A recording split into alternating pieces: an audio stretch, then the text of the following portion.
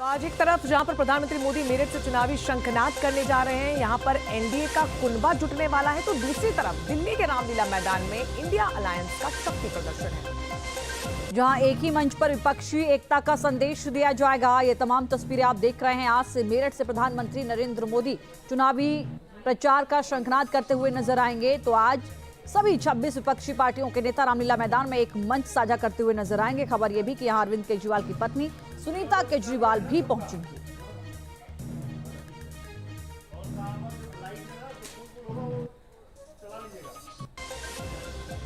और इसी बीच एक और आपको बड़ी खबर बता दें, जहां यूपी की लोकसभा को लेकर बड़ी खबर, तो एक और बड़ी खबर इसी मामले से जुड़ी हुई।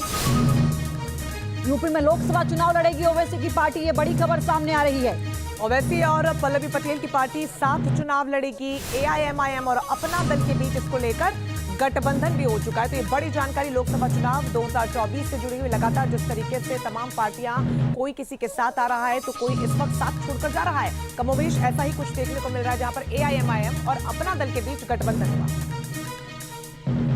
इस बीच एक और बड़ी खबर आपको बता दें, विपक्ष की रैली में सीएम केजरीवाल की पत्नी सुनीता केजरीवाल भी शामिल होंगी। केजरीवाल के संदेश को पढ़ेंगे सुनीता केजरीवाल, ये बड़ी खबर इस वक्त आपको बता दें।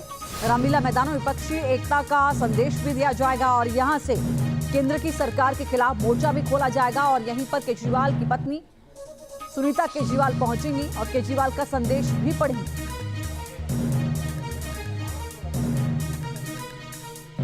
तो रामलीला मैदान में विपक्ष की रैली अब से 1 घंटे के बाद शुरू होगी। विपक्ष की रैली को लोकतंत्र बचाओ का नाम दिया गया है। रामलीला मैदान में हमारे संवाददाता मुखित की रिपोर्ट।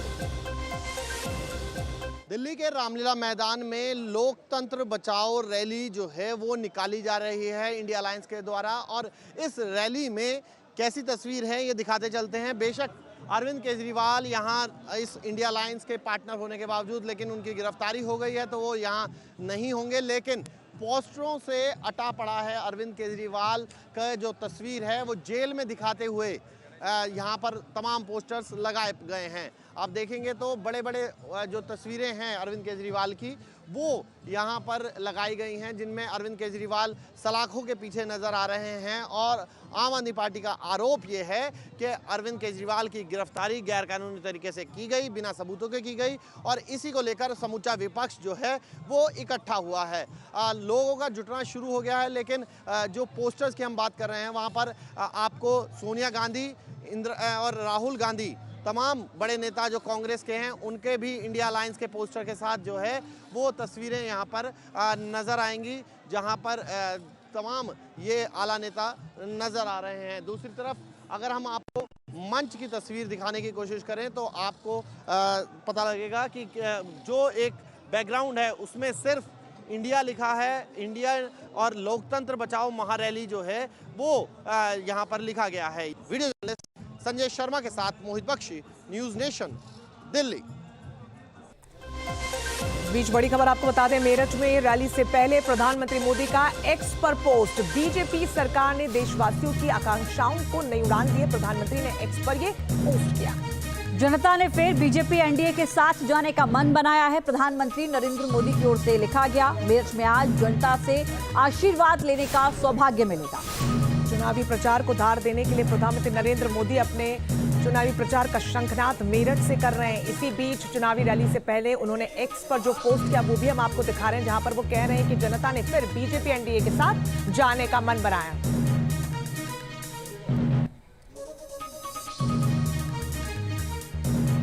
तो रामलीला मैदान में विपक्ष की आज रैली होने जा रही है। उसी पर सुधांशु त्रिवेदी भारतीय जनता पार्टी की ओर से क्या कुछ कह रहे हैं, सुनाते हैं। जेल जा चुके हैं। डीएमके के नेता ए राजा और कनिमोझी 2011 में जेल जा चुके हैं। और करुणानिधि जी तो इतनी पुरानी बात हो गई है कि शायद आज की पीढ़ी को याद ही नहीं होगा, 24-25 साल पुरानी बात हो गई है। कांग्रेस के कई नेता, सुरेश कालमाणी जी जैसे नेता 2010 में जेल जा चुके हैं। समाजवादी पार्टी के नेता रहे स्वर्गीय मुलायम सिंह जी, 2007 में आय से अधिक संपत्ति का मुकदमा उनके ऊपर दर्ज हो चुका था। और श्री राहुल गांधी जी और सोनिया जी जिस केस में बेल पर हैं, मुचलके पे हैं, वो 2013 में, अक्टूबर 2013 में दिल्ली हाई कोर्ट के आदेश पर हुआ था। बोफोर्स का केस 1987 में हुआ और एफआईआर 1990 में हुई। यह तथ्य मैंने इसलिए बताया, इसमें से कुछ भी 2014 के बाद का नहीं है। अतः मैं एक शब्द में कहना चाहूंगा कि ये सारे के सारे लोग, अगर आज कहा जाए तो अपने पुराने गुनाहों को छुपाने के लिए ये समस्त वो पार्टियां जो राम मंदिर की विरोधी, जिन्होंने हिंदू धर्म के समूल नाश जैसे संकल्प किए, हिंदू धर्म के देवी देवताओं पर अनेक आपत्तिजनक टिप्पणियां की, वो अपने पुराने भ्रष्टाचार के गुनाहों को छुपाने के लिए रामलीला मैदान में आज एकत्र हो रहे हैं। चलिए आगे बढ़ेंगे और बात प्रधानमंत्री नरेंद्र मोदी की, जो एक बार फिर से मेरठ से चुनावी अभियान का औपचारिक आगाज करेंगे। आखिर पीएम मोदी पश्चिमी यूपी से अपने चुनावी अभियान की शुरुआत क्यों करते हैं?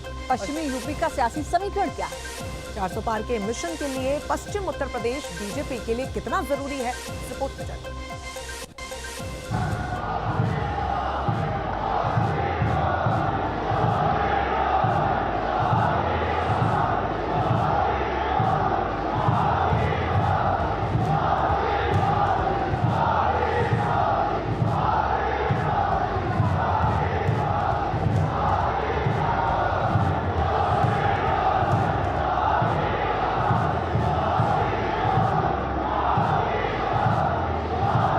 हिंदुस्तानी लोकतंत्र के चुनावी मंथन से जीत के अमृत को पाने का यह महासंग्राम है।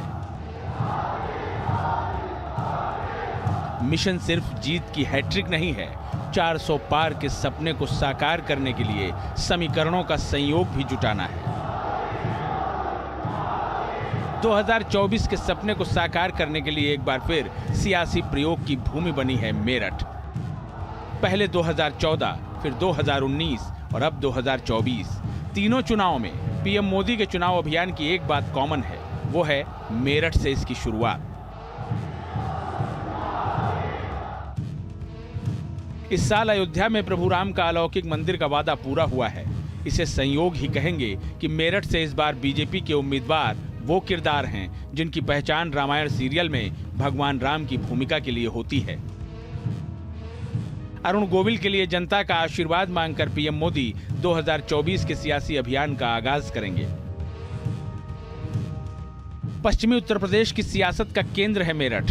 अगर यूपी में 80 सीटों के मिशन को पूरा करना है तो पश्चिम में सबसे बेहतरीन परफॉर्मेंस को दोहराना होगा। लिहाजा मेरठ से सबसे बड़े सियासी मिशन की शुरुआत की जा रही है। मेरठ में पीएम की रैली के लिए प्रशासन की तरफ से बड़ी तैयारी की गई है।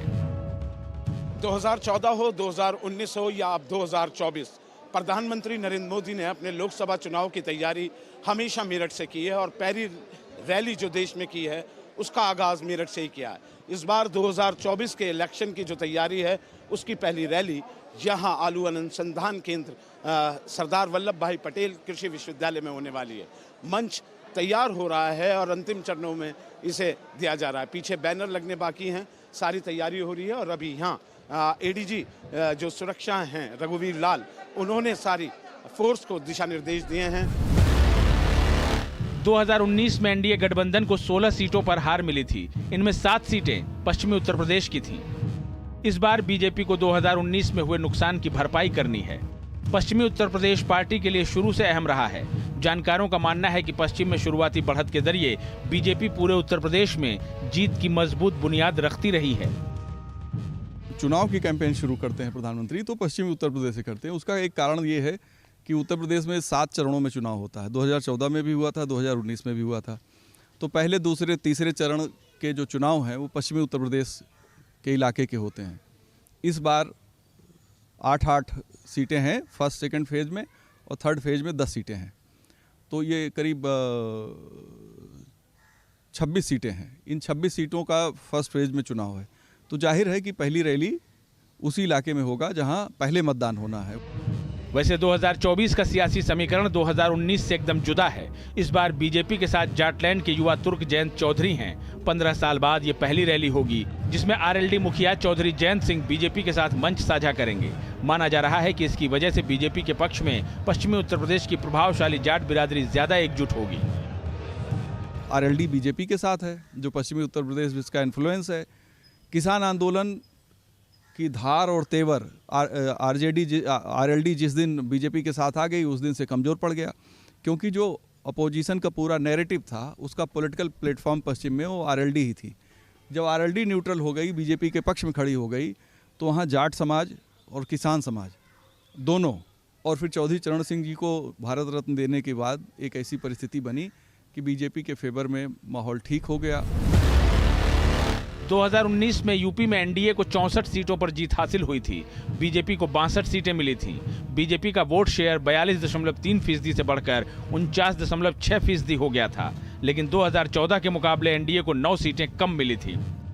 मेरे प्यारे भाई और बहनों, 2024 में बीजेपी उत्तर प्रदेश में सबसे बड़ी जीत हासिल करना चाहती है और पीएम मोदी की अगुवाई में बीजेपी नेता और कार्यकर्ता इस मिशन में जी जान से जुटे हैं। मेरठ से पीएम मोदी इसका औपचारिक बिगुल फूंकेंगे। सितारा चमक रहा है। Team news nation. एक जमाना था जब दिल्ली से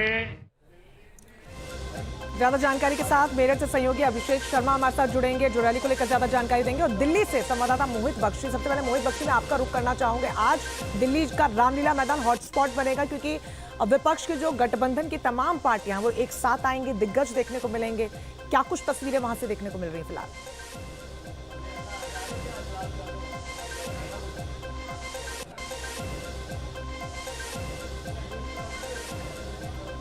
मोहित, आवाज मिल रही है? देखिए, मोहित बख्शी नहीं बल्कि मोहित दुबे मैं बोल रहा हूं, और आपको जी मोहित दुबे, बताइए। मेरी आवाज आ रही है? बिल्कुल आ रही, बोलिए। नहीं, देखिए, इस वक्त मैं ग्राउंड जीरो पे मौजूद हूं और लोकसभा चुनाव से ठीक पहले दिल्ली में एक बड़ी रैली का आयोजन इंडिया घटक दलों ने की है। और देखिए, इस वक्त मैं ग्राउंड जीरो पे इससे आपको दिखाने की कोशिश कर रहा हूं कि तैयारियां किस रूप में किस तरीके से की गई है। एक बड़ा सा पोस्टर दिल्ली के रामलीला ग्राउंड में लगाया गया है, लोकतंत्र बचाओ संविधान बचाओ, यह रैली है। और आपको बता दें कि पहली ऐसी रैली है जो आम आदमी पार्टी आयोजित कर रही है इंडिया घटक दलों के लिए।